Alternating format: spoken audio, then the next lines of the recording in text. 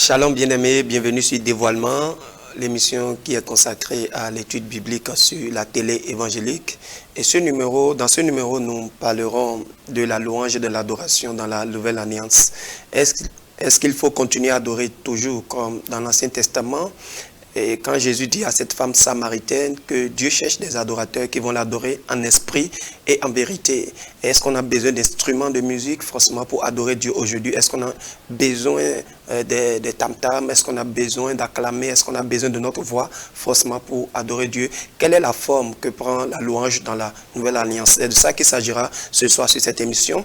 Et pour en parler, j'ai dans ce studio un chanteur qui va essayer de nous conduire dans les Écritures et de nous parler de ce que c'est que la louange, ce que c'est que l'adoration dans la Nouvelle Alliance. Bonsoir, pasteur Angel Wagon. Bonsoir, pasteur Brice. Comment vous allez?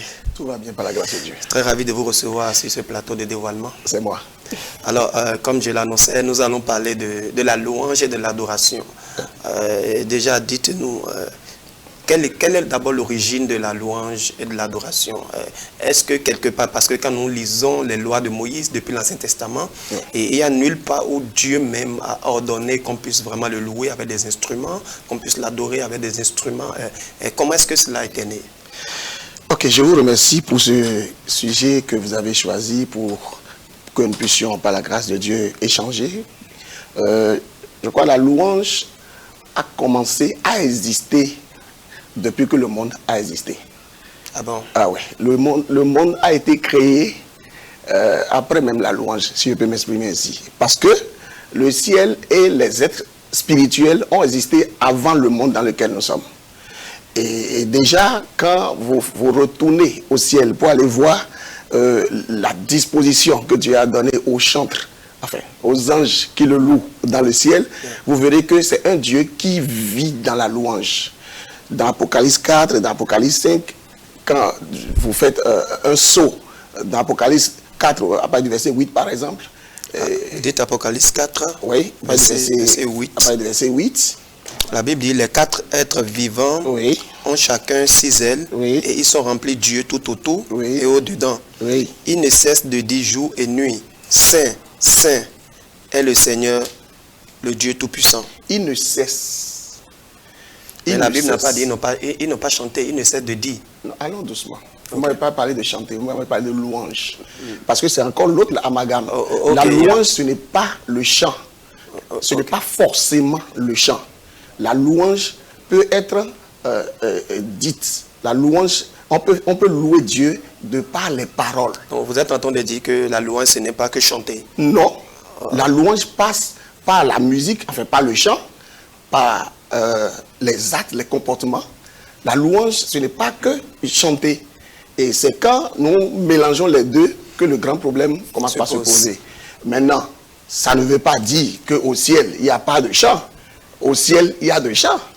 Ok?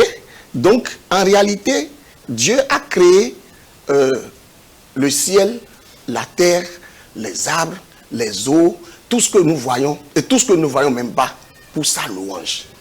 Et si vous faites attention, vous verrez que ceux qui comprennent la vraie définition du mot louange doivent savoir que Dieu vit par la louange, si je peux m'exprimer ainsi. Dieu, quand il n'y avait pas encore de créature pour le louer, lui-même il se louait.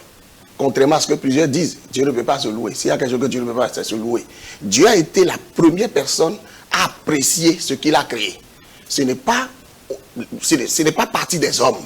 Dieu n'a pas attendu que les hommes viennent d'abord pour dire « Oh, le ciel est beau, la terre est belle, les arbres... » Non, non, non, non. Il a été la première personne à apprécier chaque chose qu'il créait. Et quand il crée ça, lui-même, il regarde et dit « Waouh, ça là, c'est bon. » Chaque fois quand il le voit, il dit « Ça là, c'est bon. » Parce que louer, en réalité, c'est apprécier. C'est vanter les mérites de quelqu'un. C'est ça, louer. Et ça peut passer par des phrases, juste des mots, des poèmes, comme ça peut passer par la musique, comme ça peut passer par des comportements. Quand vous posez des actes qui suscitent la louange, ce sont vos actes qui louent Dieu. C'est ce que la parole de Dieu a dit. Donc en réalité, la louange n'est pas que la musique. Ce n'est pas que les chants. Ok? Donc, Dieu qui nous a créés La Bible dit que dans Romains chapitre 11, je crois, verset 36, la Bible dit que c'est pour lui, non, c'est par lui, et pour, non, de lui, c'est de lui, par lui, et pour lui, que toutes choses ont été créées. Yeah. Ça veut dire qu'en réalité, tout ce qu'il a créé, il a tout créé de par lui-même. Il n'a pas triché quelque part. C'est lui-même qui les a fait par lui. Et il a fait ça pour lui. Donc, tout ce que nous mangeons, c'est pour ça que quand nous jouissons de quelque chose, nous avons une dette. Nous avons une redevance à son égard. Puisque en réalité, c'est sa chose qu'il nous a donnée. Et nous devons lui dire en retour merci. C'est ça la louange. Alors merci déjà pour cette introduction. Je voudrais rappeler que nous ne sommes pas seuls sur ce plateau. Nous sommes avec un public qui représente les téléspectateurs. Et très rapidement, je vais laisser le public se présenter. Ils auront aussi tout à l'heure l'opportunité de faire des apports ou de poser des questions par rapport au sujet, par rapport à ce sujet que nous sommes en train de discuter. Alors, je vais laisser le public se présenter. Ok, ici c'est Timothée Poivier. Ok. Alors ici c'est le chanteur Anderson Toufik. Je m'appelle Elvis Tony Adanzono. Yeah. Ici c'est le frère Nossovi de Mac. Oui, bonsoir Pasteur Brice, Oui, c'est bonsoir. le pasteur Dieudonné Deboubang. Merci d'être venu.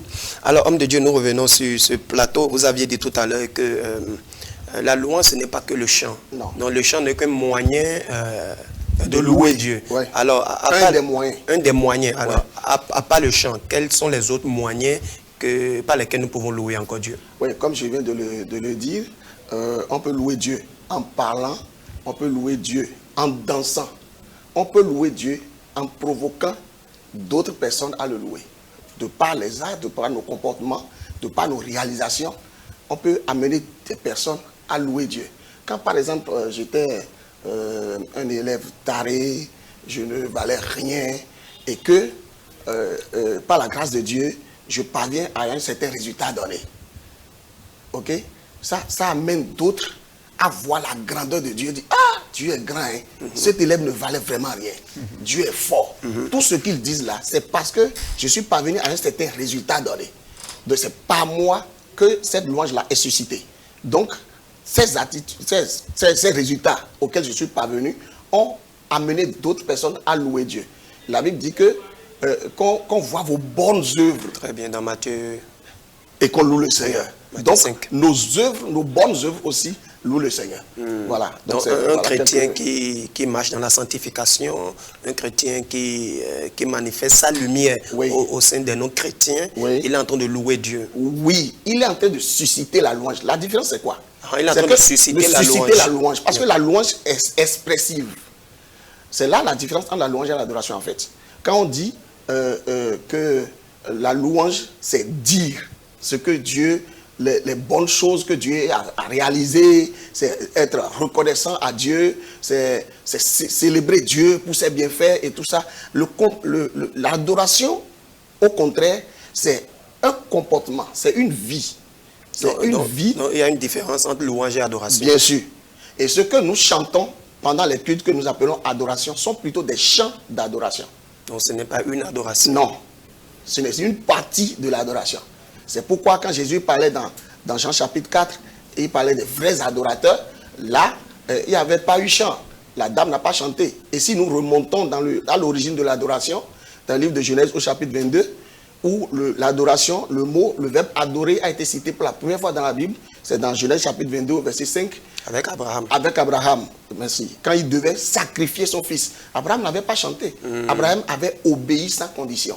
Donc l'adoration, c'est une vie d'obéissance, de soumission et de révérence à Dieu. C'est ça l'adoration. C'est ça l'adoration. Voilà. Donc l'adoration, ce n'est pas comme on le dit, bon, nous sommes venus au temps d'adoration, Non, au ça, chant c'est- des cantiques c'est très, juste très... c'est un abus de langage et qu'on peut tolérer parce que bon, nous sommes sur terre, nous sommes à l'école de Dieu, on apprend. Donc, Un temps arrivera où plus de personnes comprendront de quoi il s'agit. Amen. Alors, si je dois suivre votre explication par rapport à la louange et l'adoration, Oui. ça veut dire que ce n'est pas seulement à l'église qu'on peut louer et adorer. Non, c'est pas seulement à l'église. Parce que la louange n'a pas commencé à l'église. La louange, la première personne qui a dit je louerai l'Éternel, ce n'était pas à l'église, c'était Rachel. quand elle avait fait son 4e garçon, Judas, c'est quelqu'un qui recherchait quelque chose de la part de son mari, qu'elle n'avait pas, jusqu'à faire le 4e. Elle a dit, cette fois-ci, je crois que c'est dans Genèse chapitre 29 au verset 35, elle a dit, cette fois-ci, je louerai l'Éternel. C'est pourquoi elle a prénommé l'enfant Judas. Judas veut dire louange. Et Jésus est sorti de la tribu de louange. C'est pourquoi tout chrétien doit mener une vie de louange en réalité. Et il n'y a pas à attendre que quelqu'un loue à sa place, comme nous le faisons souvent dans nos églises, où quand le moment de la louange arrive, on attend que le peuple, les chantres louent Dieu à notre place. Non, ce n'est pas ça. Tous ceux qui ont profité, ont bénéficié de l'œuvre de la rédemption accomplie par le Seigneur, doivent comprendre qu'ils sont redevables à l'Éternel et ils doivent le célébrer à tout moment. Parce qu'ils sont devenus enfants de Dieu, ils n'ont pas mérité, on n'a pas mérité, n'avons rien fait pour le mériter, n'avons rien fait pour participer. C'est Jésus qui a tout fait de bout en bout et la reconnaissance de ceci doit s'exprimer. C'est cette expression-là qu'on appelle louange. Amen. Voilà. Alors, je peux résumer tout ce que vous venez de dire par ce verset de Colossiens qui dit tout ce que vous voulez faire, que ce soit en parlant, que ce soit en mangeant, il dit il faut le faire pour la gloire de Dieu. Voilà. Donc, tout ce que tu fais pour la gloire de Dieu, c'est déjà une louange que tu offres Bien sûr. Au Seigneur. Tout ce que l'on fait pour la gloire de Dieu, c'est une louange. Ce qu'on offre au Seigneur. Voilà. Alors, qui peut louer, qui peut adorer alors? Qui peut louer, qui peut adorer? Psaume 150 au verset 6, ça dit Tous ceux qui respirent. C'est seulement ceux qui ne respirent pas qui ne doivent pas louange à l'Éternel.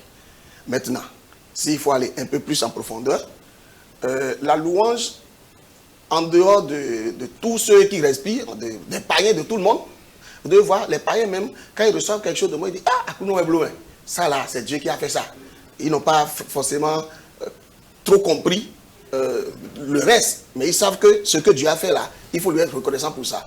Donc, tous ceux-là qui ont la vie encore en eux, doivent reconnaissance à Dieu. Parce que ce n'est pas tout le monde qui vit. C'est pas tout le monde qui vit. Donc, déjà que tu vis, tu peux réaliser tout ce que tu n'as pas réalisé, tu peux atteindre tous les niveaux que tu n'as pas pu atteindre. Le fait que tu respires encore là, c'est déjà une dette de louange à l'égard de Dieu. Amen. Maintenant, ceux qui vivent par l'esprit, ceux qui sont nés de nouveau, eux là, toute leur vie doit être consacrée à la louange. Ok? Ça, c'est le deuxième clan. De deuxième catégorie de personnes. De façon générale, tout le monde, tous ceux qui respirent. Maintenant, de façon spécifique, ceux qui vivent par l'esprit. Par l'esprit. Maintenant, il y a une troisième catégorie de personnes. Mais eux, ils ne louent pas seulement, ils louent et ils conduisent dans la louange. Ok. Et là, ce sont les chantres.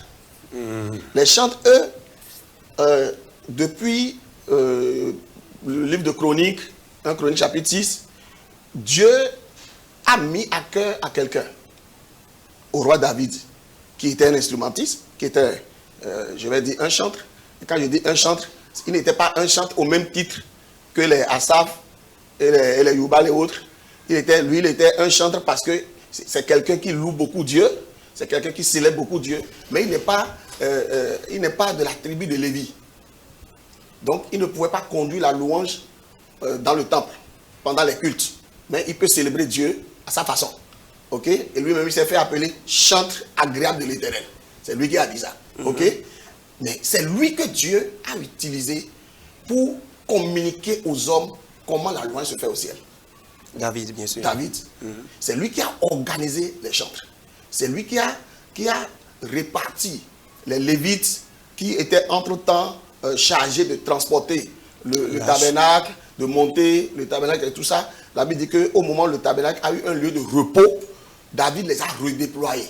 Et c'est dans ce redéploiement qu'il a mis 4000 personnes au service de la louange. À partir de ce moment, un groupe chargé de conduire dans la louange a été mis en place. Je crois dans 1 Chroniques chapitre 6, verset 31 à 32, la Bible dit qu'ils sont chargés de louer Dieu et de conduire le peuple. Et c'est là le verbe conduire. Ok. Est-ce que quand la Bible dit qu'ils sont chargés de louer, est-ce qu'il s'agit de louange sans chant ou bien c'est juste louange, parole ou bien acte? Non, c'est louange chant parce qu'ils ont parlé des instruments et tout ça. C'est louange chant? Oui, ils ont parlé des instruments. Si dans 1 Chronique chapitre 9, vous verrez, il y a des instruments et tout ça. Donc là, c'est des chants. À partir de ce moment-là, il s'agissait des chants. Okay. Et la Bible a été jusqu'à même citer ceux qui sont chargés de jouer et les instruments qu'on leur a, David leur a fait confectionner dans le temps, tout ça pour qu'ils suivent. Et puis il louait Dieu 24 heures sur 24, comme ça se faisait au ciel. Wow. Et Apocalypse n'existait pas en ce moment.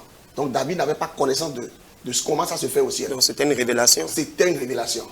C'était bel et bien une révélation. Wow. Il louait le Seigneur devant le tabernacle. Et la Bible dit que, dans Apocalypse 4, la Bible dit que la célébration se faisait autour du trône. Quand nous voyons la proximité des chantres sur la terre, au temps de David, et la proximité des anges qui louent le Seigneur autour du trône, je peux affirmer sans embâche que c'était bel et bien par révélation que le Seigneur, que David avait organisé les chants en ce moment. Alors, nous allons revenir sur notre sujet du jour. Tout à l'heure, vous étiez en train de parler des Lévites, oui, à qui la louange a été confiée dans le temple. Bien sûr. Mais nous ne sommes plus, dans ce temps, nous ne sommes plus au temps où il y a les fils de Lévi à part. Est-ce qu'aujourd'hui, on peut dire tout le monde est chantre? Ou est-ce qu'aujourd'hui, dans la Nouvelle Alliance, est-ce qu'on peut parler réellement du ministère de chantre? Parce que quand je prends Éphésiens 4, verset 11, oui, où la Bible a cité les différents types de ministères, oui, on n'a nulle part lu où il y a un ministère pour les chantres à part. Et même dans les dons spirituels, il n'y a nulle part où on a parlé de dons de chanter. Est-ce qu'aujourd'hui, vous pensez que ce type de ministère continue toujours ou comment ça se passe? Oui, je pense qu'avant de définir la louange comme un ministère, il faut aller chercher d'abord la définition du mot ministère. Dites-le nous, c'est quoi un ministère? Un ministère, c'est un service à Dieu. C'est ce que la Bible a dit. Éphésiens chapitre 4 que vous avez lu là, lisez ça dans Parole de vie. Et vous verrez que Parole de vie a dit que c'est un service chrétien. Le service chrétien. C'est-à-dire, on gonfle, aujourd'hui là, on gonfle tellement le mot ministère jusqu'à... Et on pense que c'est réservé à certains, eux, les autres là. Non. Il y a trop de... Sauf que dans le ministère, il y a des ministères que je peux appeler le ministère de leadership. Ceux que Dieu a mis en tête pour diriger d'autres. Comme les pasteurs par exemple. Dieu les a positionnés pour diriger d'autres. Mais ça ne veut pas dire que les autres ne sont pas dans un ministère. Parce que le mot ministère, elle se définit par un service rendu à Dieu par son peuple. Okay. C'est-à-dire, ce que tu fais, tu le fais à l'endroit du peuple. Mais ce n'est pas pour le peuple. C'est pour Dieu que tu le fais. Est-ce que je peux dire que quelqu'un qui a pris peut-être quelqu'un qui a décidé d'aller rendre visite régulièrement aux orphelins, il est en train de rendre un ministère aux orphelins? Justement qu'on ne décide pas dans le ministère. Bon, je veux dire, peut-être même si c'est Dieu qui lui a mis à cœur, oui, de prendre soin des orphelins, par exemple, oui, est-ce qu'on peut appeler ça ministère? Puisqu'il ne le fait pas pour les orphelins, il le fait pour Dieu. Donc c'est déjà un ministère. C'est un ministère. À moins que vous ne trouviez d'autres définitions pour le mot. Est-ce que vous pouvez dire que ce que nous faisons sur la télé ici, c'est un ministère aussi? C'est vous qui savez pour qui vous le faites. Est-ce que vous le faites pour vous-même ou bien vous le faites pour le Seigneur? On le fait pour le Seigneur. Ce que je fais, ok? Ce que je fais, et j'impose une certaine rémunération pour ça. Je dis que si vous me trouvez ça, je vais le faire. Si vous ne le trouvez pas, je ne vais pas le faire. Hein? Ça là, c'est pour moi. Mais ce que je fais, même si vous me donnez, parce que je peux le faire sans demander, et vous pouvez décider vous-même de m'en donner parce que Dieu vous a béni au travers de ça, etc. etc. Mais quand je viens avec une certaine tarification, ce n'est plus pour Dieu, c'est pour moi. Quoi qu'en soit là où je suis, que je sois dans le pastorat, ou que je sois dans la louange, ou que je sois dans d'autres choses, si je le fais et j'impose un certain salaire, ou une certaine rémunération, et ce n'est pas de Dieu que j'attends ma rémunération, à partir de ce moment-là, je le fais pour moi. Mais si je le fais pour le Seigneur, pour son amour, pour tout ce que je reconnais avoir reçu de sa part, hein, comme un sujet de reconnaissance à l'endroit de Dieu, c'est un ministère, c'est un service que je rends. Alors, et pourquoi dans le Nouveau Testament, on n'a pas vu un chant dans le Nouveau Testament? Mais ça dépend de comment le ministère a été rendu dans le Nouveau Testament d'abord. Vous savez sous quelle pression les disciples que vous lisez aujourd'hui. Mais quand même, ils se rassemblaient, quelle que soit la pression, ils se rassemblaient, ils faisaient le culte. Ce que je reconnais, oui, ce que l'Ancien Testament nous recommande et qui n'est plus d'actualité, tout ce qui n'est plus d'actualité, tout ce que la mort de Jésus sur la croix a banni, oui, a été révélé, a été cité par la parole de Dieu. Ok? Et ce n'est pas que ça. Ce n'est pas que la louange qu'on n'a pas retrouvée dans le Nouveau Testament. Il y a des choses que la Bible n'a pas imposées, que la Bible n'a pas demandées dans le Nouveau Testament, mais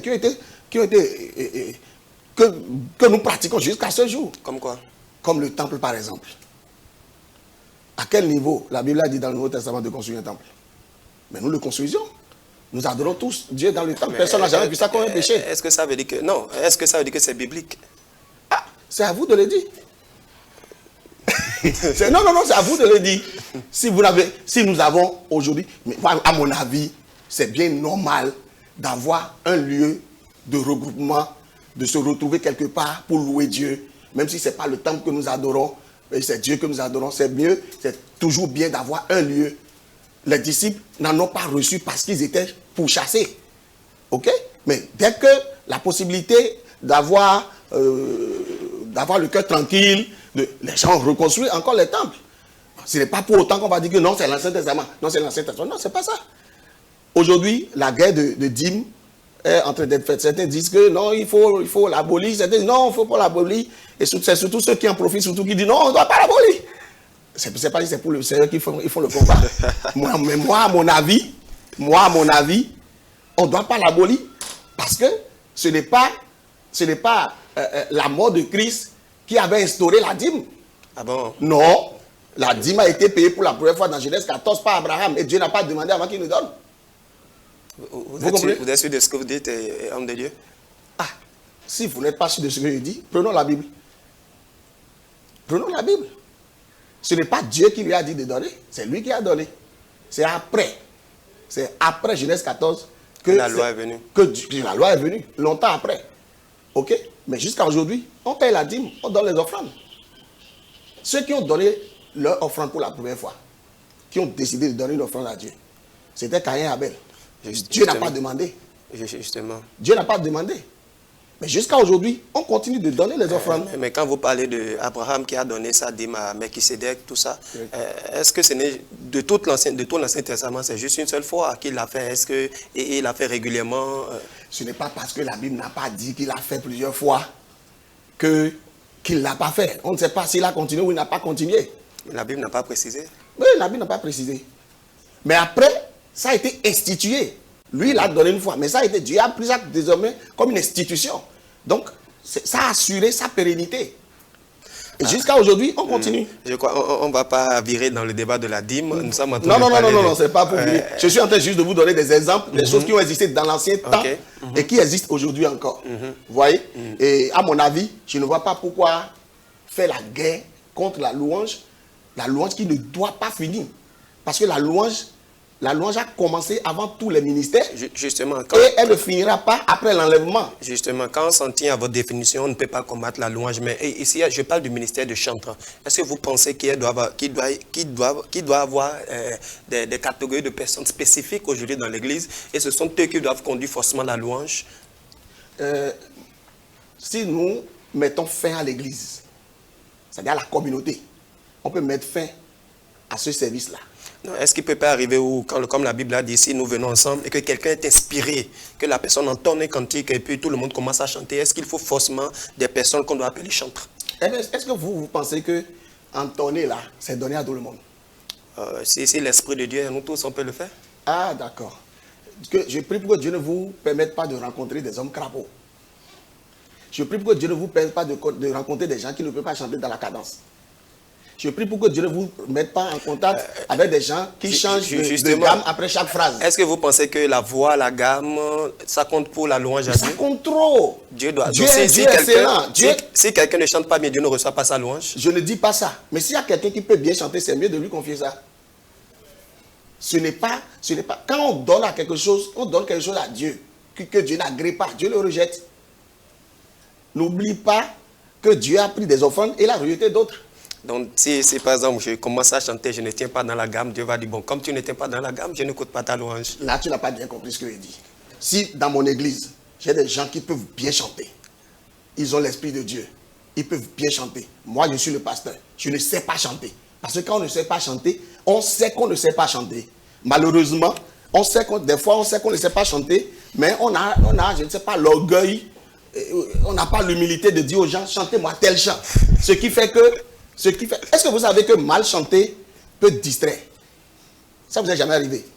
Je prie pour que ça ne vous arrive pas. Mal chanter peut distraire, peut empêcher les gens de se connecter, de se recueillir. Donc, ceux à qui Dieu a donné l'opportunité, jusqu'à David, ça n'a pas été organisé. La louange, les gens pensent que c'est David qui a amené la musique dans la louange, mais ce n'est pas ça. Si vous retournez dans Exode chapitre 15, vous verrez à partir du verset 2 qu'après la traversée de la mer Rouge, c'est déjà là que Myriam a amené son tambourin. Et il a commencé. C'est déjà là que la musique a intégré la louange. Mais ils n'ont pas organisé quelque chose. Vous savez pourquoi? C'est parce qu'ils ne sont pas musiciens. Ils n'en trouvent pas l'importance. Okay. Mais quand l'autre est venu, lui, étant musicien, il connaît ce que la musique peut apporter à la louange. Il a apporté la musique à la louange. La louange, c'est le message même qui est la louange. Alors est-ce qu'on peut faire un culte aujourd'hui sans louange, sans musique, sans rien? Est-ce que c'est possible? On peut faire un culte sans musique, mais on ne peut pas faire un culte sans louange. Parce que culte veut dire révérence. Exactement. Ok. Exactement. Donc, révérence, c'est louange. Exactement. Donc, il n'y a pas de culte sans louange. On peut faire culte sans musique. Merci beaucoup, Chkwanzano. On fait un tour dans le public. Laissez la parole au public. Est-ce que quelqu'un a un apport, une question rapidement, en quelques minutes? Oui, donnez le micro. Je voudrais remercier le pasteur, le chantre, pour son développement. J'ai aimé la partie où il a précisé qu'il y a des institutions avant l'établissement de la nation d'Israël et qui continuent dans la nouvelle alliance. Que le Seigneur vous bénisse pour cette précision. Amen. Ma question par rapport au thème du jour, quel est le message qu'on doit véhiculer à travers la louange? Très bien. Parce que ce que nous voyons dans les assemblées, c'est loin d'être ce que le pasteur a défini ici. Quel est le message que doivent véhiculer les louanges? Et quel est le type de musique qui doit accompagner également? Très bien. Je crois que c'est des questions très pertinentes. Alors, quel message doit véhiculer une louange? Est-ce que ça doit prendre une connotation de combat spirituel où on insulte le diable? Est-ce que ça doit être des chansons qui réconfortent l'être humain? Ou est-ce que ça doit être uniquement des chansons qui sont adressées pour louer Dieu?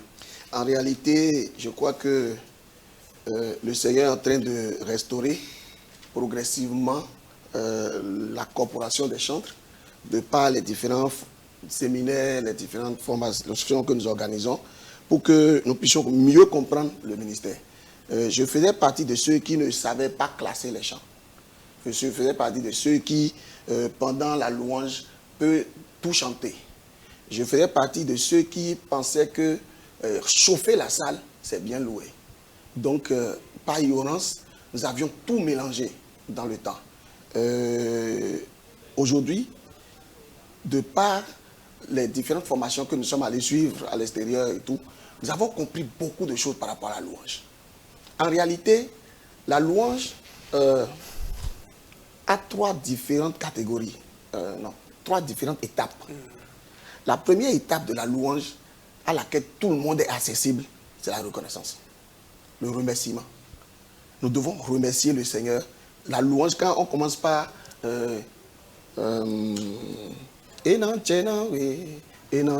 louange a déjà commencé, ok? Mais il y a un deuxième niveau qui concerne les hauts faits de Dieu. Ça, tout le monde n'a pas accès forcément aux hauts faits. Tout le monde sait, tout le monde sait par exemple que si nous sommes vivants, c'est Dieu qui nous a donné la vie. Si nous sommes en bonne santé, c'est Dieu. Mais tout le monde ne sait pas encore que Dieu a créé le monde dans le vide. Dieu a créé le monde sur le vide. Ça ne repose pas sur quelque chose. Ça repose sur sa parole. Pour en avoir accès à ces choses, il faut être un étudiant de la parole. Okay? Donc un chantre, c'est quelqu'un qui doit comprendre ça. Et la troisième dimension, c'est la dimension dans laquelle on célèbre Dieu pour qui il est. C'est ça qu'on appelle souvent adoration. Okay? Les chantres sont appelés à s'inscrire et se faire former pour connaître ces réalités-là qui concernent le service. Et c'est non seulement leur responsabilité, mais c'est aussi notre responsabilité en tant que leader, hein, de les orienter, de les accompagner et de les amener à connaître ces choses-là. Pourquoi? Parce que la plupart des responsables, je vais dire des pasteurs, constatent que dans le milieu des chants, ça ne va pas. Mais ce qu'ils doivent faire, il y en a qui ne savent pas ce qu'ils doivent faire. Mais il y en a qui savent ce qu'ils doivent faire, mais qui ne le font pas. Mais qui se plaignent quand ils mènent des vies qui n'honorent pas le Seigneur. On les critique. Quand ils font des bêtises dans la chorale, quand ils sortent ils terminent la louange et puis ils sortent pour aller manger et revenir à la fin de la prédication, on se fâche, on dit ils sont Chanel, ils sont ceci. Mais en réalité, moi je dis que ce n'est pas leur faute. Ce n'est pas leur faute parce que si vous retournez dans le livre de Chroniques pour aller voir ce que David a mis au service du Seigneur, ce n'était pas tout le monde. C'est seulement les fils de Lévi. Et Lévi n'est pas venu là par hasard. Pour que Lévi soit retenu comme la famille sacerdotale, la famille de Lévi soit retenue comme la famille sacerdotale, il a fallu d'abord que dans Exode chapitre 32, quand Moïse était descendu avec les tables de la loi, quand il a vu tout le peuple d'Israël en train d'adorer le veau d'or, et qui s'est fâché, qui s'est mis à part, et qu'il dise à moi ceux qui sont en l'Éternel. Il a fallu que Lévi et toute sa famille se détachent des 12 tribus pour se mettre de son côté, pour que dans Nombres chapitre 1, à partir du verset 35 maintenant, Dieu leur donne le sacerdoce. Donc en réalité, tout service dans la maison de Dieu doit être confié à des personnes qui se sont mises à part pour Dieu. Yeah. C'est là d'abord le début du service. Est-ce que nous tenons compte de ça aujourd'hui pour confier la louange à quelqu'un? Nous ramassons seulement ceux qui ont la bonne volonté. Et nous allons des fois même jusqu'à aller payer des païens. Pour venir jouer à l'église. Pour venir jouer. Mais là, c'est nous qui jouons avec la louange de Dieu. Donc, non, justement, est-ce que ça ne justifie pas le fait que vous pensez qu'il faut nécessairement être compétent, il faut être excellent avant? Parce que si on trouve que c'est un panier qui est excellent dans la musique, pourquoi ne pas l'appeler pour venir jouer à l'église? Si on pense que le panier a une jolie voix, et pourquoi ne pas? Et ça me pousse à vous demander, est-ce qu'il y a-t-il un appel spécifique à devenir chanteur ou tout le monde peut être chanteur? Oui, mais tout le monde ne peut pas devenir chanteur. Parce que tout le monde n'a pas ce don-là. C'est une question de don. Il faut amener les gens à connaître. Mais est-ce que ça veut dire que quelqu'un qui a le don peut chanter déjà à l'appel? L'appel, c'est quoi? C'est une conviction que l'on reçoit de Dieu. C'est pas tout le monde qui va entendre Brice, mets-toi à mon service. Encore qu'aujourd'hui, Dieu ne s'exprime plus comme ça. Donc, il faut que la personne reçoive en lui la conviction de servir Dieu dans la chorale. Il y a des gens dans l'assemblée que moi j'ai eu la grâce, que Dieu m'a confié, que je suis en train de diriger. Il y a des gens qui ont de belles voix mais qui ne sont pas dans la chorale. Et dans le même temps, nous avons des trous. Nous avons de grands trous dans la chorale. Je les accuse pas. Qui n'ont pas l'appel de chanter. Ils n'ont pas encore reçu cette conviction. Parce que tout ce qui ne fait pas le fruit d'une conviction, dit la Bible, c'est un péché. Donc si la personne n'a pas la conviction de servir Dieu là, laissez-le servir Dieu là où il est. Mais ceux qui ont reçu cette conviction-là, il faut les perfectionner. C'est ça ce que je dis. Je n'ai pas dit d'aller chercher les païens et de venir les mettre parce qu'ils sont compétents. Non, ce n'est pas ça. Ça, c'est apporter le feu étranger sur l'autel de Dieu. Alors, la deuxième question, quel type de musique, oui, nous devons jouer dans l'église? Ce n'est pas nous qui avons fabriqué les cultures. La Bible dit qu'il est le Dieu des familles, de toutes les familles de la terre. C'est lui il est le Dieu des peuples. Donc, ce n'est pas nous qui avons créé les musiques. Toutes les musiques sont bonnes pour la louange, sauf qu'il faut attribuer à chaque message la musique qu'il lui faut. Expliquez-vous. Ok. Si par exemple je veux véhiculer un chant d'exhortation, ou je veux un chant d'exhortation ou d'évangélisation, à ce niveau-là, j'ai besoin beaucoup plus de la conscience des gens. Et c'est pas bien que je les laisse danser, s'agiter. Et il faut que je les fasse asseoir. Il faut que je les empêche même de danser. Et dans ce cas, je vais choisir un rythme qui n'est pas dansant. Que je sois dans la musique moderne ou dans la musique traditionnelle, je dois choisir un rythme qui n'est pas du tout dansant. Qui va obliger les gens à s'asseoir tranquillement et écouter ce que je vais véhiculer comme message. Ok. Aussi, quand je veux célébrer le Seigneur dans ce que j'appelle la troisième dimension, là où on chante des chants d'adoration, là, on a besoin beaucoup plus de connexion, d'une atmosphère calme. D'atmosphère calme. Ok? Là, c'est pourquoi souvent vous allez voir quand on dit maintenant on veut adorer. Tout le monde reste calme. On dit tout le monde reste calme. Et des fois, les gens se prosternent et ils ont raison parce que le mot proskuneo qui a donné sa définition à adorer veut dire prosterner. Donc c'est normal qu'on se prosterne. Ok? Donc, pour que nous passions à cette dimension de la célébration, il nous faut des rythmes très calmes. Et c'est même bien que ça soit juste le clavier avec des sons vraiment string, des trucs qui peuvent facilement taper sur la sensibilité d'un homme. Est-ce que ça ne rentre pas dans l'émotionnel? Attention, l'émotionnel n'est pas à bannir. Parce que l'âme est la partie de l'homme qui s'envole le plus. L'âme, c'est la partie de l'homme, quand ton esprit sera en train de vouloir capter le message qui est en train de partir, l'âme va te dire, demain c'est la date 5 maintenant, je vais payer le loyer. Donc, il faut trouver une stratégie pour... Il faut trouver une stratégie pour la canaliser, pour la ramener. Est-ce que c'est pas la chair? Est-ce que c'est pas la chair? Non, c'est pas la chair. Non, homme de Dieu. Non, attendez que je finisse. Je vais vous expliquer. Vous savez, il faut aussi que l'âme arrive. Ok? Quand l'esprit ne gère pas l'âme, c'est là qu'on parle de la chair. Mais quand l'esprit gère l'âme, ce n'est pas la chair. Vous comprenez? Donc, c'est amener l'âme à se soumettre à ce que l'esprit désire. C'est ça. Est-ce qu'il faut utiliser un piano? Parce que... Oh, je n'ai pas dit forcément un piano. Quand vous parlez d'instruments, c'est ça je dis. Ça fait partie juste des paroles. Okay. Par exemple, moi, je suis, par la grâce de Dieu, le président des chantres. Mais dans ma chorale, je n'ai pas encore une équipe de louanges fiable. Parce que l'équipe est naissante. Tous ceux qui sont là sont des jeunes. Ils sont des apprenants. Ok? Ça ne me gêne pas. Le Seigneur est glorifié. Il est puissamment glorifié. Alors, merci beaucoup. Nous allons recevoir le pasteur Donné. Oui, merci beaucoup. Et je voudrais quand même renchérir notre invité et dire d'abord que Jésus nous donne aussi l'exemple de la louange. Et lorsque nous le voyons après le repas de la Pâque, avant d'aller à Gethsémani, on l'a vu là, il s'est réuni, il était ensemble avec ses apôtres et ils ont chanté ensemble, ils ont chanté des psaumes, ils ont chanté des cantiques en l'honneur de l'Éternel. Okay. Et quand vous rentrez dans l'épître de Paul aux Éphésiens, vous allez constater que Paul accentue le fait que nous avons eu la rédemption. Le plan de la rédemption a été fait dans le but de faire de nous des objets de sa gloire, pour que nous soyons des hommes et des femmes qui travaillent à la gloire de l'Éternel. Et donc, comme il a dit, nous sommes tous là.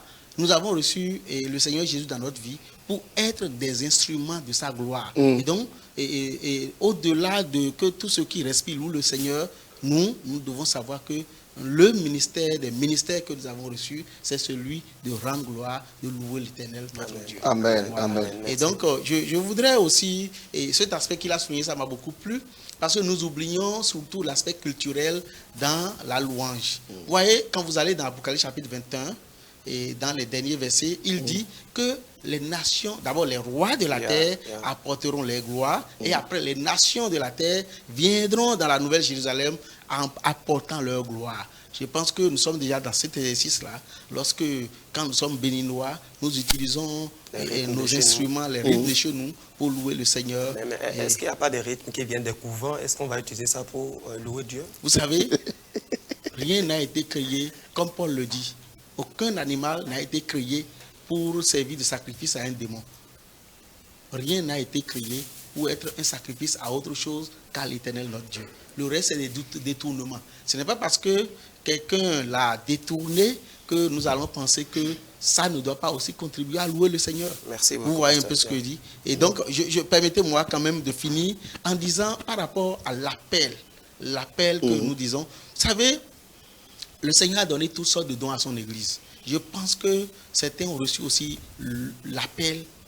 Dieu donne à certains l'appel à ce ministère-là, celui de la louange. Je pense qu'il y a des gens. Et l'Église doit normalement réfléchir. Nos églises doivent réfléchir. Je suivais une vidéo la dernière fois et j'ai vu une dame qui était est chargée de, comment dire, de régler les sons, de régler ça. C'est-à-dire c'est elle qui travaille d'abord avant que tout le monde se mette sur... Et elle disait, c'est son ministère et l'Église la rémunère pour ce ministère qu'elle exerce. Et donc, si Dieu nous donne la grâce d'être dans des églises organisées et que nous ne sommes pas persécutés en train de courir de lieu en lieu, que nous pouvons nous établir quelque part, je pense que nous pouvons développer ainsi à la gloire de notre Seigneur. Merci pasteur, pour cet apport aussi qui est vraiment pertinent.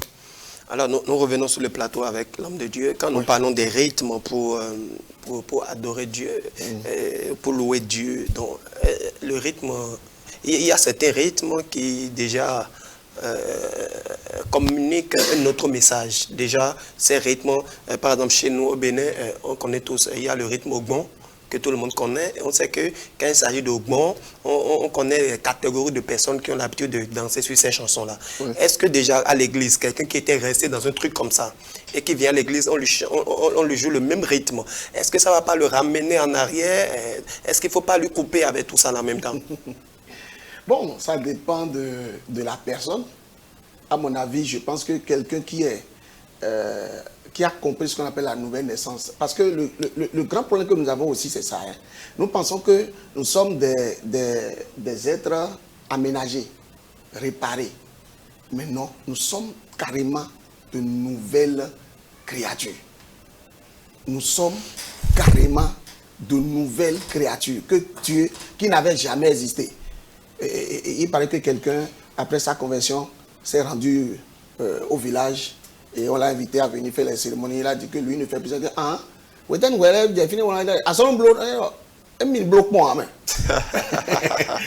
ne l'ai jamais fait. Hein. Moi, je ne l'ai jamais fait. Je dis, tu venais ici, je dis, c'est pas moi.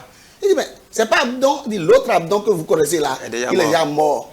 Lui, il est mort déjà sur la croix. En réalité, c'est pour, à mon avis, on peut aider ceux-là dont vous parlez, qui ne sont pas encore affermis, parce que la Bible dit que notre liberté ne doit pas être une pierre d'achoppement. Okay? On peut les aider en évitant certaines choses. Sinon, si vous prenez le même rythme dont vous parlez, vous allez maintenant, je ne sais pas où, vous allez en Europe, que vous jouez ça. Ça ne va pas produire un effet négatif. Justement. Vous voyez, non? Bon, donc, à mon avis, s'il y a des gens qui ne sont pas affermis, et c'est pas seulement au bon, il y a aussi des rythmes de la musique moderne qui ont été créés justement pour commettre de mauvaises choses. Et quand nous connaissons l'origine de ces rythmes-là, pour aider ceux qui sont faibles, bon, on peut s'en épargner. Est-ce qu'il ne faut pas carrément dire, il ne faut pas amener ces musiques à l'église? Parce qu'il y a même des rythmes, déjà même les pas de danse qui permettent de danser sur ces rythmes, c'est des choses malsaines, je dirais. Je prends par exemple le Mapoka qui était sorti entre-temps et que c'était un groupe même, je crois, chrétien qui avait chanté. Est-ce que ces choses, quand on commence pas à jouer ces mêmes rythmes à l'église, le Mapoka, est-ce que ça... C'est un groupe chrétien mais un groupe religieux. Bon, je ne sais pas. Bon, en réalité, bon, pour ces rythmes dont les pas de danse sont malsains, à mon avis, je pense qu'on peut s'en épargner pour éviter le désordre à l'église. Mais en dehors de ça, tous les rythmes qui correspondent avec le message que nous voulons véhiculer, nous voulons utiliser pour célébrer notre Dieu, à mon avis, tout peut être exécuté. Tout peut être joué. Merci. Nous continuons, en attendant de recevoir une autre question dans le public, nous continuons. Quand la Bible dit Dieu siège au milieu des loin de son peuple, qu'est-ce que la Bible entend dire par là? Bon, est-ce qu'il faut forcément chanter avant que Dieu ne descende au milieu de nous? Ou si on vient au culte et on commence en même temps la prédication, Dieu est toujours là? Bon, à mon avis, ce que Dieu est en train de dire, Dieu ne bouge pas. Dieu est omniprésent. Même si nous ne prêchons pas aussi, Dieu est toujours là. Ok? Que nous louons pas, Dieu est là. Mais dans la louange, la présence de Dieu se manifeste. La présence de Dieu. Parce qu'il y a bien une différence entre la présence de Dieu et la présence manifestée de Dieu. Donc la louange, à mon avis, ne fait que activer cette présence-là qui était déjà là avant qu'on ne vienne. Et quel rôle la prière joue là? Est-ce que la prière ne peut pas faire manifester aussi la présence de Dieu? Est-ce que vous pensez que la prière, c'est seulement parler, dire il y a des prières de louange. Il y a des prières dans la louange. Comme on a vu dans les psaumes. Oui, et c'est pourquoi souvent quand quelqu'un veut diriger la prière, il commence par élevons nos voix, commençons par remercier le Seigneur. Est-ce que ça continue? Ça commence presque toujours par là. Yeah. C'est la louange. La Bible dit, entrez dans ses portes avec des louanges, dans ses parvis avec, vous voyez, avec des reconnaissances. La louange, c'est le coco. C'est comme si nous toquons à la porte du roi. Et que nous chantons ou que nous ne chantons pas, c'est ce qui nous introduit dans le... On n'entre pas dans un palais sans s'annoncer. La louange, c'est ce qui nous annonce. Donc ça veut dire qu'obligatoirement, avant de démarrer un culte ou bien une séance de prière, on doit passer par la louange, obligatoirement. Même si ce n'est pas des chants. On doit tout faire par la louange. Est-ce que je ne peux pas venir pour dire Seigneur, donne-moi ci, sans dire merci, sans exalter Dieu? Ok, si tu le veux. Non, en fait, ce n'est pas moi, je parle par rapport aux téléspectateurs. Moi, je pense que Yeah. tout ce que l'on veut, même tout ce que tu veux, prenez l'exemple de Jésus. Devant la multiplication des pains, c'est un problème qu'il y a. Il y a 5000 personnes qui doivent manger. Ils ont 5 pains et 2 poissons. Il n'a pas demandé le pain. Il a rendu grâce d'abord. C'est notre modèle, ça. Devant la tombe de Lazare. Est-ce que là, c'est pas l'esprit de mort qu'il faut chasser? Et appeler la vie. J'appelle la vie. Il n'a pas fait ça. Il a juste dit, Seigneur, je te remercie parce que, Père, je te remercie parce que tu m'as toujours exaucé. Lazare, ça, on va partir. Ceux qui connaissent l'importance de la louange vont prier très peu. Je répète. Ceux qui connaissent l'importance de la louange vont prier très peu. C'est là où il y a vraiment un véritable souci. Oui, je sais que les chanteurs étaient piétinés. Avec les chantres, parce que... En réalité, il y a même d'autres qui vont jusqu'à dire que louer, c'est prier 2 fois. Est-ce que vous pensez la même chose? Non, c'est pas biblique. C'est pas biblique. Mais je pense que ceux qui connaissent la valeur de la louange, l'importance de la louange, n'attendent pas la musique avant de louer Dieu. Ceux qui connaissent la louange en font leur quotidien. Et à partir de ce moment, même il y a des choses qui n'ont pas demandé. Il y a des choses qui n'attendent pas. Et ça vient. Ça vient pourquoi? Parce que celui que vous êtes en train de célébrer, c'est quelqu'un qui connaît vos besoins avant que vous n'ouvrez la bouche. Je ne le dis pas pour qu'on ne prie pas. Je comprends. Parce que je sais que plusieurs de mes collègues n'aiment pas prier et n'aiment pas jeûner. Justement. Non, je ne dis pas ça. On doit prier. Mais, il y a Éphésiens chapitre 1, verset 3 nous a dit qu'en Jésus, Dieu nous a déjà tout donné, mais c'est dans le monde spirituel. Ou bien, mais ce que nous avons à faire aujourd'hui, c'est convertir ça, amener ça dans le monde physique. Yeah. Il y a très peu de choses que nous avons à demander. Pour ne pas dire qu'on n'a rien à demander. Je n'ai pas dit ça. Non. Mais il y a très peu de choses qu'on a à demander. Jésus même a dit demander, on vous donnera.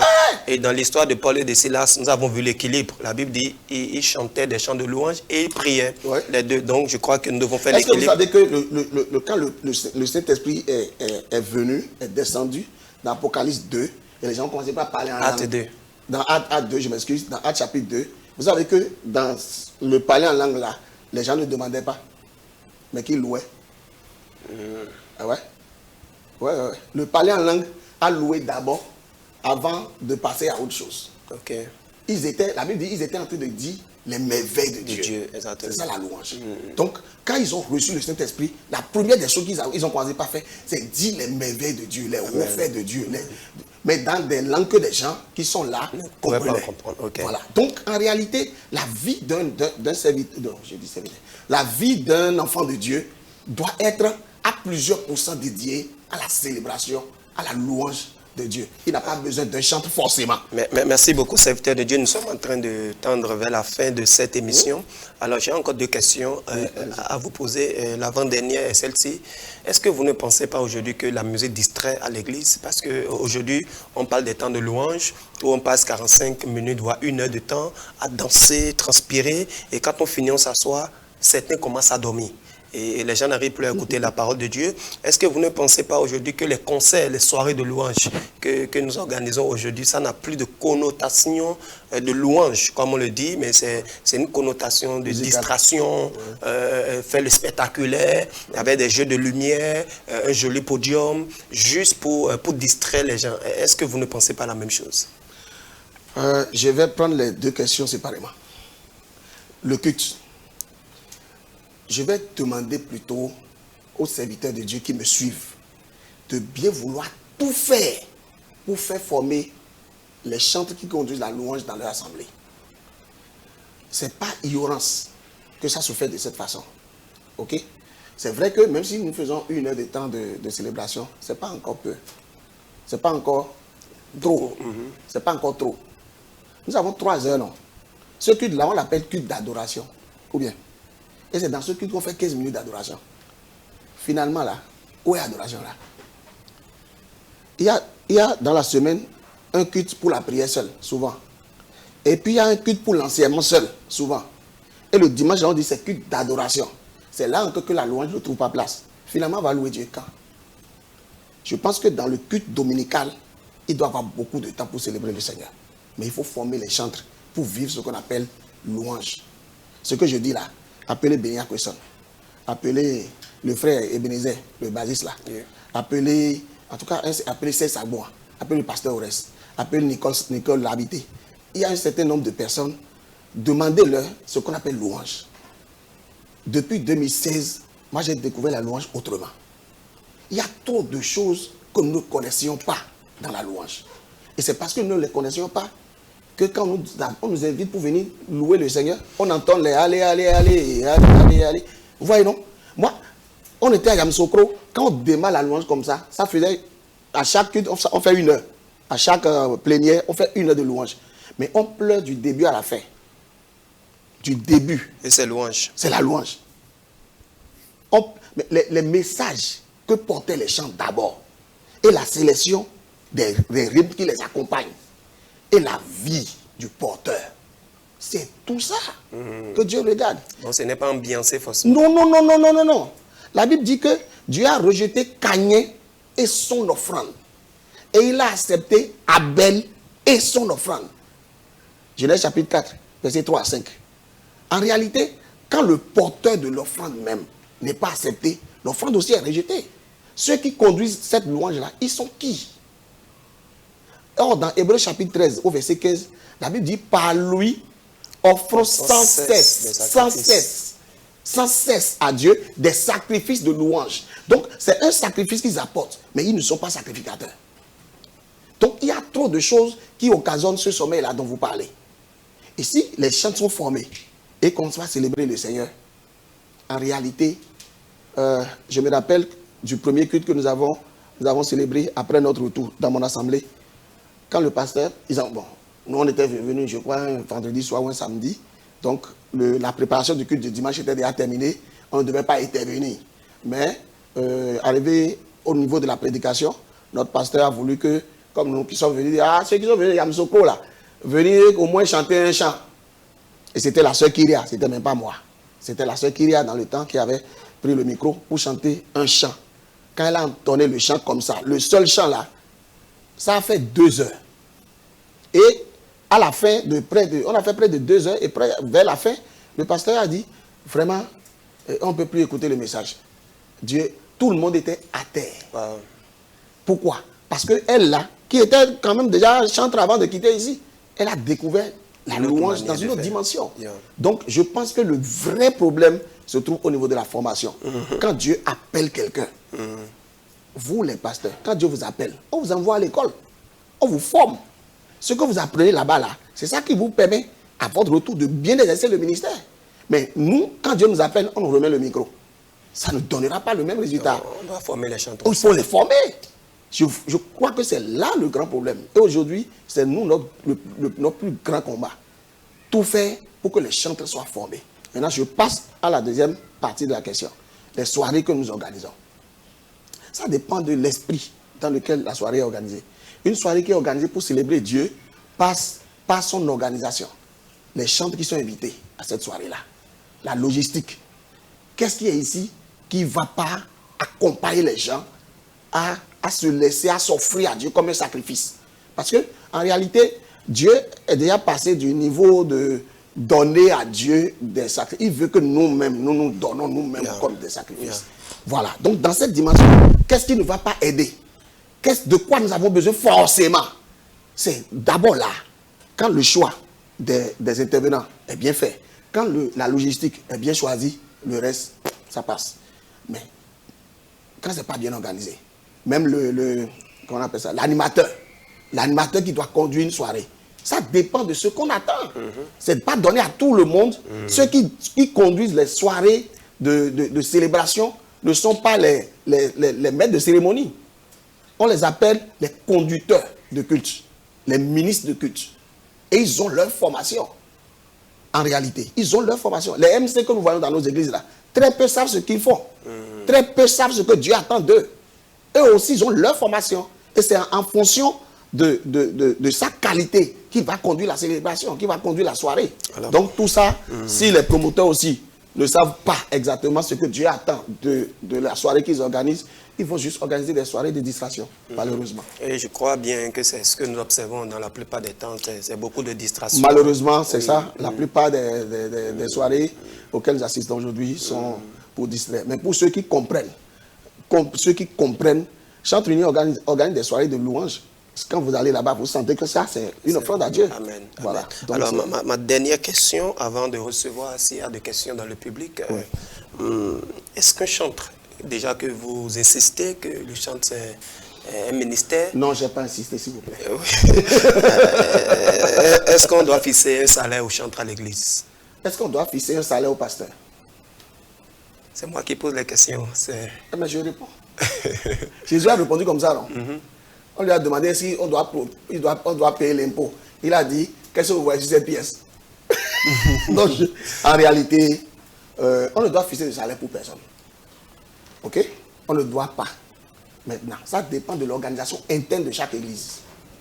Vous savez que les chantres ont été associés à tous les lévites, sacrificateurs et tout le monde confondu dans je vais appeler ça le repas de la maison de Dieu. Les chantres sont des lévites au même titre que les sacrificateurs. Et dans les anciens temps, les chantres ont toujours été pris en compte par l'église. Ils doivent jouer de la dîme aussi. Mais pourquoi pas? Je n'ai pas dit qu'on doit payer la dîme aux chantres. C'est ce que je ils doivent manger de la dîme. Mais je dis l'église doit les prendre en charge. L'église, si c'est de la dîme que les pasteurs vivent, les chantres aussi doivent aussi. Pourquoi vous pensez que quelqu'un qui sait Dieu, il sait Dieu, mais lui, on ne doit pas le prendre en charge? Et c'est pour ça que les chantres se sont retrouvés dans le système de cachet, hein, du gombo. Tu m'appelles pour venir jouer la basse dans ton église. Je dis, c'est combien? C'est en réalité les dirigeants d'église qui n'ont pas pris leurs responsabilités. Quand tu as un enfant que tu n'entretiens pas, que tu ne nourris pas, s'il trouve le manger dans la poubelle, il va sortir. Il va manger. Mais ça veut dire qu'il le faisait parce qu'il attendait une rémunération. Parce que si tu le faisais réellement pour Dieu, même si on ne te paie pas... Il faut retrouver dans le livre de Néhémie pour aller voir les chantres, les sacrificateurs d'entre-temps. Quand la dîme n'a pas été ce qu'elle doit, ils n'ont pas bien géré la dîme pour s'occuper d'eux, ils se retrouvent rentrés dans leur champ. Ça veut dire alors qu'on le faisait pour ça. Non, attends. Si nous enlevons la méchanceté de la gestion de l'église, ce problème ne va pas se poser. Alors, ne tournons pas autour. Non, c'est pas merci. Attendez. Quand la Bible dit que vous devez prendre les gens en charge, et vous ne les prenez pas en charge, mais dans le même temps, vous ne voulez pas qu'ils travaillent. Parce que quand il manque les répétitions, il manque les trucs, vous vous plaignez. Vous voulez les tuer. Jésus, lui, n'a pas fonctionné comme ça. Mais si Dieu les a appelés, Dieu va prendre soin d'eux. Quand Jésus a dit à Pierre, suis-moi, il a laissé sa pirogue, il a suivi. Jésus les prenait en charge. C'est un leader, ça. Un leader doit avoir du souci pour ceux qui travaillent avec lui. Justement. Mais quand toi, c'est toi qui réalises tout, c'est toi qui achètes tout, et ces chantres-là n'ont même pas de l'argent pour venir à la répétition, ça ne te dit rien, on doit mettre ta conversion dans un scanner spirituel pour vérifier. Pour voir si réellement tu en es de nouveau. Et c'est à ça que nous assistons malheureusement aujourd'hui. Et c'est grave. C'est très grave. Alors nous allons recevoir une dernière question du public. Oui, allez-y, non, pasteur. Non, ce n'est pas une question, c'était plutôt une contribution. Allez-y. Et l'apôtre Paul dit qu'on n'amuselera pas le bœuf quand il foule le grain.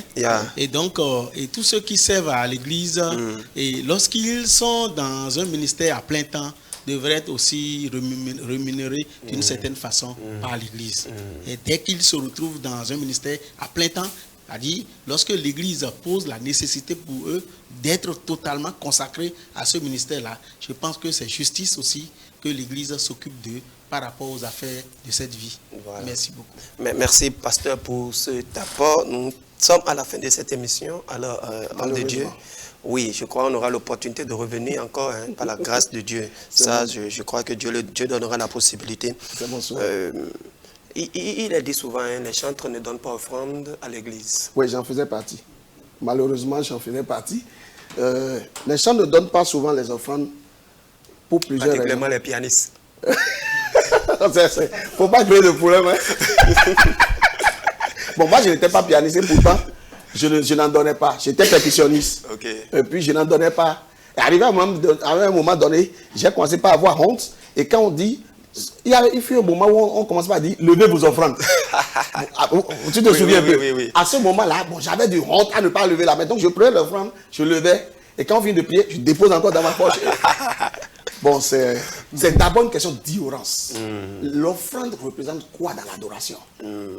Dans mon adoration, là, mon offrande représente quoi? Si je dis que je donne ma vie à Jésus, qu'est-ce qui est encore à moi? C'est ça le grand problème. Donc, en réalité, ce n'est pas ignorance que les gens le font. Ok? Maintenant, un chantre qui comprend ce que c'est d'abord l'importance de sa rédemption et qui comprend l'importance du service qu'il rend à Dieu, même si l'Église ne le paye pas, si l'Église ne le prend pas en charge, l'Église ne lui fait rien, mais que Dieu trouve d'autres moyens pour le bénir, ce Dieu juste, qui a toujours trouvé des moyens pour accorder à chacun ce qu'il mérite, selon ce qu'il fait. S'il a d'autres moyens, écoutez, moi je dirige une assemblée, tout ce qui concerne les offrandes et tout ça, c'est pas moi qui gère, okay? C'est la base qui gère. Et pourtant, quand j'ai des problèmes dans ma petite chorale que je suis en train de former, je n'attends pas la base. Je l'achète moi-même. Quand j'ai quelque chose, j'ai un besoin, parce qu'une chorale, en fait, c'est une institution qui demande de l'argent au quotidien. Si ce n'est pas les fiches, c'est les micros qui manquent, c'est ceci, c'est la peau de la batterie, c'est une corde de guitare. À attendre la procédure de l'église et tout ça avant de régler ces problèmes, ça va créer des entorses. Donc, moi, si Dieu me donne de l'argent, j'investis dedans. Donc, le chantre, en réalité, si, d'une part, il comprend qui il est, ce qu'il fait, il n'aura pas à ne pas donner de l'offrande.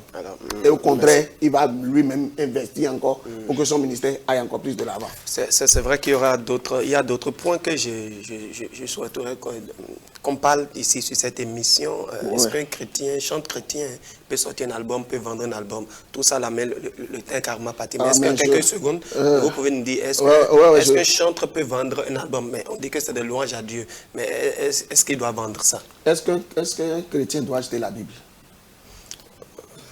Oui. Est-ce qu'un chrétien doit acheter les livres écrits? Ben, normalement même, je crois que... C'est la sorcellerie de dire qu'on ne doit pas vendre les albums. C'est la sorcellerie. Parce que ce qui est sur l'album là, vous ne pouvez pas acheter ça. Ce que vous donnez là, c'est une contribution. Mais Dieu ne vous a pas donné le don. Dieu ne vous a pas donné le don pour commercialiser. Mais Dieu a donné le don à ceux qui ont rédigé la Bible là pour commercialiser. Ça, c'est pas un don. C'est trop injuste ce que nous faisons aujourd'hui. Quand ça nous profite, on dit c'est bon, c'est inspiré, c'est venu de Dieu. Quand ça ne nous profite pas, on voit que c'est Chanel, c'est mauvais. C'est très grave de dire. Le nombre de millions qu'on investit avant de sortir un album, personne ne peut, à moins que tu ne trouves quelqu'un que Dieu a touché et il dit je vais soutenir celui-là. Sinon, on n'arrive jamais à rentabiliser. En tout cas, pour le Bénin, ce que je connais du Bénin. Mais quand Dieu t'accorde la grâce de devenir vraiment international. Quand je dis international, je le dis dans le vrai sens du mot.